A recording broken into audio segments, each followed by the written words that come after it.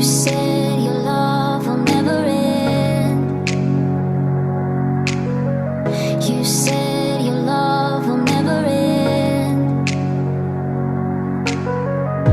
And I believe you, every word. You said your love will never end. I did not earn, still you gave, undeserved, unrestrained, beautiful.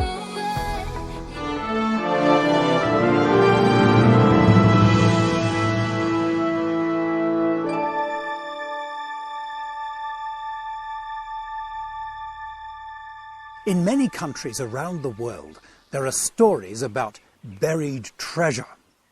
And in the lands of the Middle East, they've always been popular. In the Gospel of Matthew, chapter 13, Jesus told a story about buried treasure, but this time it was a parable to make people think. The kingdom of heaven, said Jesus, is like treasure hidden in a field. Many centuries ago, during a time of war, the people were taken as prisoners, and a rich man who was running away from the enemy buried all his gold in a pot, hoping to come back later. If he was killed or taken prisoner, then the treasure would remain buried, perhaps forever, or until some fortunate person would find it.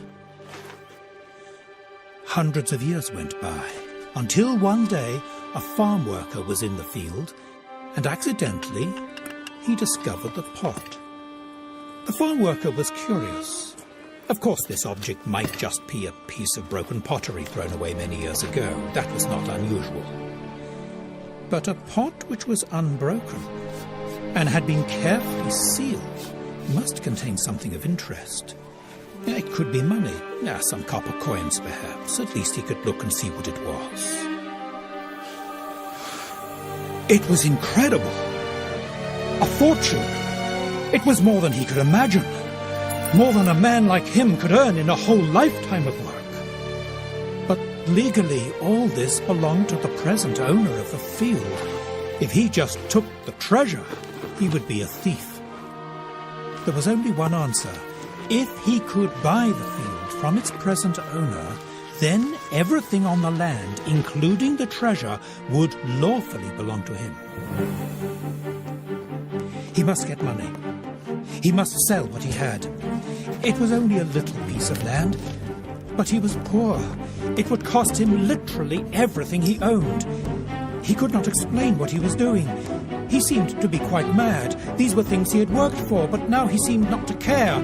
Everything was sold for cash.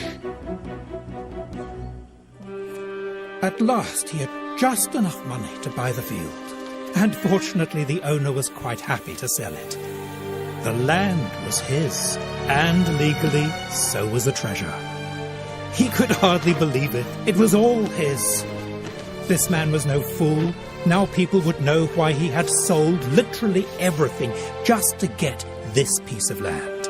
Now he could buy 100 fields if he wanted to. He was richer than he could have ever dreamed. Jesus had made his point. Some things are so important, their value outweighs everything else you have. And then he told another story. The kingdom of heaven, said Jesus, is like a merchant seeking beautiful pearls. More than silver, more than gold, pearls were costly. Only the richest of the rich could afford the best, the finest pearls. Julius Caesar gave the mother of Brutus a pearl worth 6 million sesterces. Cleopatra possessed pearls worth 10 million sesterces. That was 6,000 years' wages for a working man. The merchant looking for beautiful pearls might go to many cities, and he always had a network of contacts looking for the best. This time, the merchant felt he had a good lead, but negotiating a deal could be difficult. The dealer was cautious. He knew that men would kill to obtain such a pearl as he had. The merchant must use both patience and diplomacy. To find jewellery, even fine gold jewellery, was not difficult. There were workshops which produced the most elegant gold filigree, craftsmen who could design and cut beautiful cameos. But to find a truly magnificent pearl could take a lifetime. This was the one. The pink pearls from the Red Sea were famous, but this was exceptional. This was what he had been searching for. But how much would it cost? The price was huge. It was impossible, far beyond his ability to pay. This pearl would cost him all he had. The merchant tried to bargain. Perhaps the dealer would lower the price. But the dealer would not come down, and the price was not unreasonable. At least the dealer might give him a little time to raise the money, and not sell the pearl to someone else. The merchant went home. There was only one thing to do. He must sell everything, each one of them a treasure, but they must be sold to gain the pearl. Nothing must stop him now. Some things had sentimental value to him. Yesterday he would never have parted with them. They were part of his life. But these things seemed like trinkets compared to the pearl. He knew the value of these things, and he knew the value of the pearl. There was no comparison. Beyond the thrill of the pearl itself, he knew what it was worth. And to stop now would be madness. At last, everything had gone.